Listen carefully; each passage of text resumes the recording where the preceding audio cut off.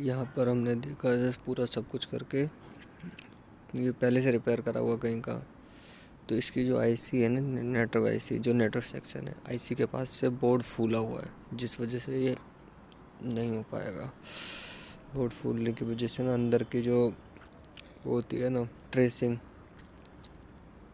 अंदर की जो लाइन है वो ख़त्म हो जाती है, टूट जाती है, इस वजह से बन नहीं पाता है। तो ऐसा कभी आए आपके पास तो आप भी ऐसे ही करें।